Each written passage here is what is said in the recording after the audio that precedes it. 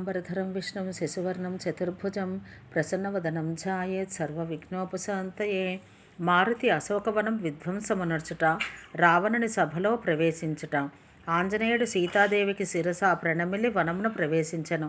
అక్కడ ఫలములు తినటయేగాక వృక్షములను కూలదోయసాగెను. పెక్కుమంది రాక్షస యోధులు ఈ వనమునకు రక్షకులుగా ఉండిరి. వారిలో కొందరిని అతడు హతమార్చెను. మిగిలిన వారు రావణుని వద్దకు వెళ్ళి మొరపెట్టుకొనిరి. ప్రభు, ఒక పెద్ద వానరం వచ్చి అశోకవనాన్ని చిన్నాభిన్నమనర్చినది. పండ్లను ఆరగించి చెట్లను నేలపాలు చేసినది. వనరక్షకులను బాగుగా మర్దించి దూరంగా విసిరివేసినది. ఈ మాటలకు కుపితుడైన రావణుడు పెక్కుమంది యోధులను పంపెను. వారిని చూసి హనుమంతుడు గర్జించెను. రాక్షసులందరినీ మట్టుపెట్టెను. కొందరు చావు నుండి తప్పించుకుని పలాయనం చిత్తగించిరి. పిమ్మట రావణుడు తన తనయుడైన అక్షకుమారుని పంపెను. అతడు సంగ్రామ నిపుణులైన అసంఖ్యాక యోధులను వెంట నెడుకొని వచ్చెను. వారి రాకను చూసి హనుమంతుడు ఒక వృక్షంను పెకిలించి వారిని రెచ్చగొట్టెను. అక్షకుమారుని వధించి భయంకరంగా గర్జించెను. మారుతి రావణునిచే పంపబడిన యోధులలో కొందరిని చంపెను, కొందరిని మర్దించెను, మరికొందరిని నుగ్గు గావించి మట్టిలో కలిపెను. హతశేషులు తప్పించుకుని పోయి రావణునితో మొరపెట్టుకొనిరి. ప్రభు, ఆ వానరుడు మిక్కిలి బలశాలి. అక్షకుమారుని మరణవార్త విని లంకేశుడు క్రుద్ధుడై మండిపడెను. వెంటనే అతడు తన జ్యేష్ఠ కుమారుడైన మేఘనాథుని పంపుచు అతనితో ఇట్లనెను. కుమారా, ఆ వానరుని చంపవలదు, బంధించి తీసుకొని రమ్ము. అతడు ఎక్కడివాడో తెలుసుకొందుముగాక. ఇంద్రుని జయించిన మేఘనాథుడు మిక్కిలి బలశాలి. తమ్మని మరణానికి మిక్కిలి క్రుద్ధుడయ్యను. ఈసారి వచ్చిన యోధుడు మిక్కిలి భయంకరుడని హనుమంతుడు గ్రహించెను. పండ్లు పటపటా కొరుకుచు గర్జించచు అతనిపై విరుచుకుని పడెను. ఒక మహావృక్షం పెకిలించి రావణుని కుమారునిపై వేసి అతన్ని విరధనిగా చేసెను. అతనితో పాటు యుద్ధం చేయుచున్న పరాక్రమవంతులైన యోధులు కొందరిని పట్టుకొని శరీర బలంతో నలిపివేశెను. మరికొందరిని కాళ్లతో తన్ని చేతులతో మర్దించి హతులను గావించెను. పిమ్మట మారుతి మేఘనాథునితో తలపడెను. ఆ ఉభయుల పోరాటము రెండు మదపుటేనుగుల ద్వంద్వయుద్ధం చేయుచున్నట్లుండెను. హనుమంతుడు మేఘనాథుని ఒక ముష్టిఘాతకంతో కింద పడవేసి ఒక వృక్షంపై నెక్కి కూర్చుండెను. మేఘనాథుడు కొంత తడవు మూర్ఛిల్లెను. అతడు తిరిగి లేచి పెక్కుమాయలు పన్నెను. కానీ అతడు పవనపుత్రుని జయింపలేకపోయెను. కడకు మేఘనాథుడు బ్రహ్మాస్త్రం ప్రయోగించెను. ఆంజనేయుడు తన మనసులో ఇట్లా ఆలోచించెను. నేను ఈ బ్రహ్మాస్త్రం గౌరవింపనిచో దాని అపార మహిమ వ్యర్థమగను. మేఘనాథుడు ప్రయోగించిన బ్రహ్మాస్త్రం తగలగానే హనుమంతుడు వృక్షం నుండి కింద పడినప్పుడు ఆయన పెక్కుమంది శత్రువులను హతమునర్చెను. వానరుడు మూర్ఛితుడొకటి చూసి మేఘనాథుడు అతడిని నాగపాశంతో బంధించి రావణుని సభకు తీసుకొని పోయెను. శివుడు పలుకుచున్నాడు. పార్వతి, వినుము.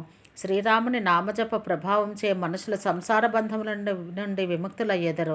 అట్టి రాముని బంటు బంధములలో చిక్కుపడినా కానీ తన స్వామి కార్య సాఫల్యమునకై ఆంజనేయుడు బ్రహ్మాస్త్రమును గౌరవించుచు నాగపాశములలో ఒదిగి ఉండెను. వానరుడు బంధించబడినాడని విని రాక్షసులందరూ ఆ వినోదం చూచుటకు సభకు పరిగెత్తుకుని వచ్చిరి.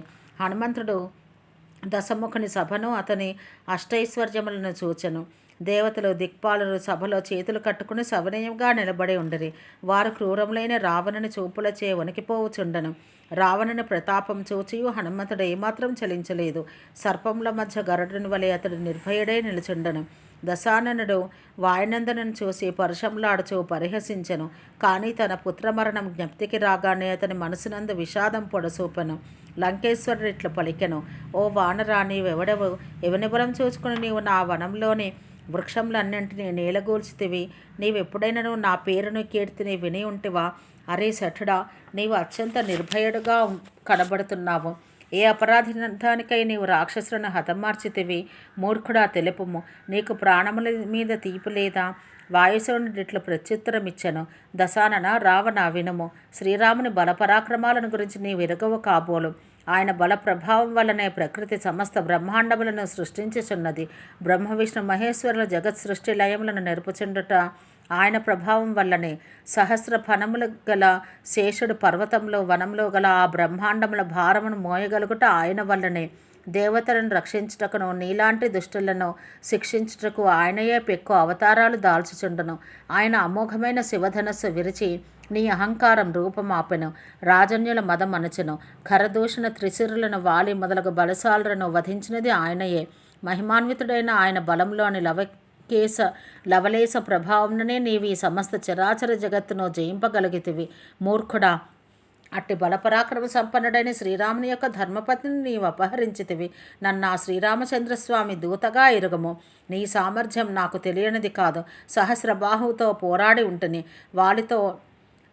ఉంటివి. వాళ్ళతో యుద్ధం చేసి యశమును సంపాదించితివి. సహస్రబాహువుచే పరశురామును ఓడించెను. ఆ పరశురాముడు శ్రీరామునిచే ఓడించబడను. వాలి నిన్ను తన చంక పెట్టుకుని తిరిగను. బ్రహ్మ ప్రమేయంతో నీకు ఆ వాలి నుండి విముక్తి లభించను. అట్టి మహాబలశాలి అయిన వాలిని సంహరించిన వాడు శ్రీరాముడు. నేను ఆ రామప్రభు దూతను. రావణుడు హనుమంతుని నర్మగర్భిత వచనాలు విననట్లు నటిస్తూ ఊరకుండను. ఓ రాక్షసరాజా, నాకు ఆకలి వేసినందున హాయిగా పండ్లను ఆరగించి తిని, వానర స్వభావమున చెట్లని పట్టి తిని, దుష్టరాక్షసులు నా జోలికి రాగా తగు విధంగా వారికి బుద్ధి చెప్పి తిని. శరీరం మీద ఎవరికి ప్రీతి ఉండదు.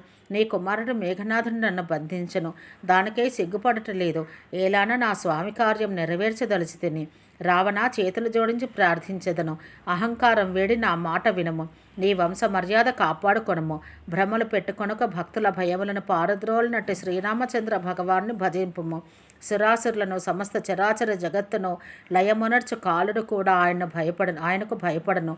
అట్టి శ్రీరామచంద్ర ప్రభువుతో వైరం వలదు. నా పలుకులు విని జానకీదేవిని ఆయనకు అప్పగించము. కరుని సంహరించిన శ్రీ రఘునాథుడు శరణాగత వత్సలుడు, కరుణాసాగరుడు. శరణుజొచ్చినచో నీ అపరాధములన్నింటినీ మన్నించి నిన్ను కాపాడును. శ్రీరామమూర్తి చరణ కమలాలను నీవు ధ్యానించము. లంకారాజ్యాన్ని నిరాఘాటంగా పాలింపుము. పులస్య బ్రహ్మ యశస్సు అనడి నిర్మల చంద్రునిలో నీవు కలంకం కావలదు. రామనామం లేని వాణి శోభించదు. మదమును మోహమును వీడి ఆలోచించము. వివిధ ఆభరణ భూషితైన సర్వాంగ సుందరి కూడా వస్త్రహీనైనచో శోభించదు. శ్రీరామునికి విముఖుడైన వాని సంపదలు, అధికారము అన్నీ వ్యర్థములే. నిత్య జల స్రోతస్సులు లేని నదులు వర్షజలములపై ఆధారపడి ప్రవహించే నదులు వర్షాకాలం మొయ్యగానే ఎండపోవును.